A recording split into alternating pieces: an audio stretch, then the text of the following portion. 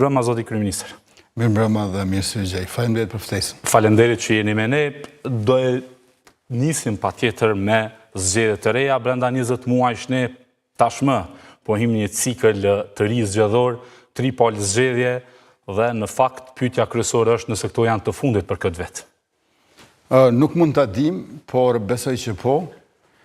Nuk kanë qenë të nevojshme këto zgjedhje dhe këtu paradoksalisht ka një konsenzus që të gjithë e pranojnë se zgjedhjet nuk kanë qenë të nevojshme, se këto janë zgjedhje të përsëritura dhe thua se për ta konfirmuar këtë gjë ne morëm edhe një herë numrin tonë që kishim me 28 dhjetor, pra një 6, si lëvizje vetvendosi me partnerët tonë Guzo Alternativa dhe PSHDK.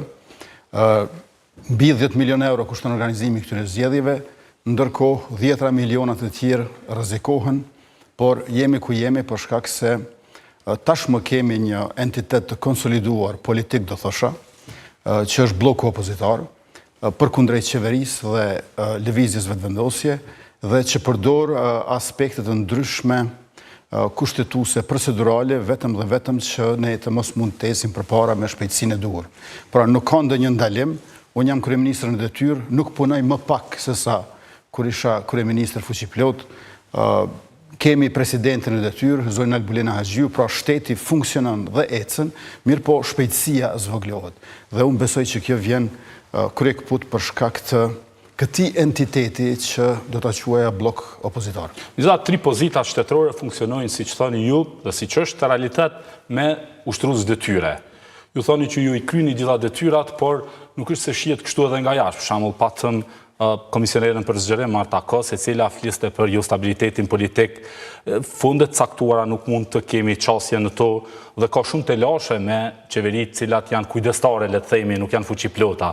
Madje edhe për çështje më të mëdha, ju gjithsesi jeni më i rezervuar për të marrë vendimet mëdha, apo jo?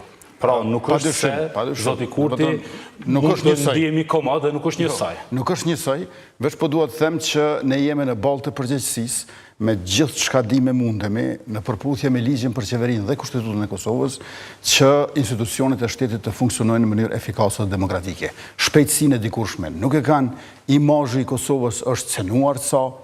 Mirë po edhe nga aktërët ndërkombëtar ka mirëkuptim për qeverinë e Republikës Kosovës, prandaj ju edhe pat vizitën e komisionerës Kos, e cila megjithatë ishte me përplot vlerësime për vendin tonë. Tash ka disa afate të cilat ne mund të mos i mbërrim, për shkak se nuk kemi kuvend, e kuvendi është vendi ku në fakt lulëzon opozita.